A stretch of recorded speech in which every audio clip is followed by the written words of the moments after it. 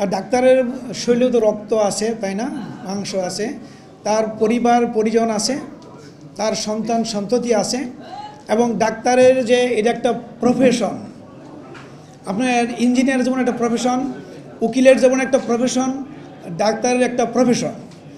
এবং ডাক্তারের প্রফেশনটা আপনি দুইটা কথা আমি বলি। একটা কথা হচ্ছে যে সরকারের ট্যাক্সের টাকায় দেখেন এখন প্রাইভেট মেডিকেল কলেজের সংখ্যা সরকারের আমি বলতেছি প্রাইভেট মেডিকেল কলেজের সংখ্যা সরকারি মেডিকেল কলেজের চেয়ে বেশি সংখ্যা। কাজে নিজেদের পকেট থেকে টাকা দিয়েই তারা পড়ছে, এবং যারা পড়তেছে তারা যোগ্যতার বেসিসেই তারা যাচ্ছে।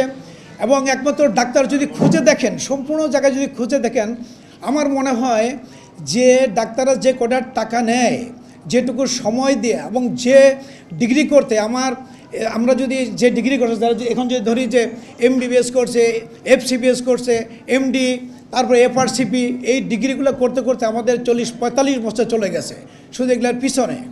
এবং এই ক্যাটাগরি আপনাকে যেহেতু প্রশ্ন করছেন আমি উত্তরটা দিতেই চাই যে আমাদের সময় সমান যারা বিদ্বান, যারা উকিল আছে, তাদের 5 মিনিট কথা বলতে তাদের যে টাকা দিতে হয়, আমরা দেখছি দু একটা কাজের জন্য যে 10,000 20,000 না 2 লক্ষ টাকা কেউ কেউ ডিমান্ড করে।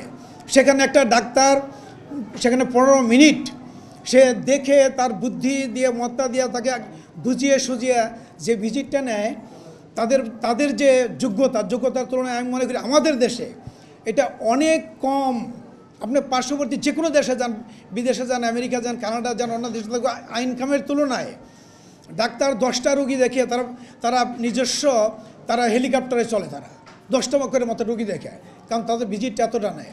সে তুলনায় এদেশের ডাক্তাররা অনেক কম নেয়। তবু আমি বলবো যে ডাক্তার সবাই যে ভালো তা না, এদের মধ্যে তো দুষ্টটি আছে।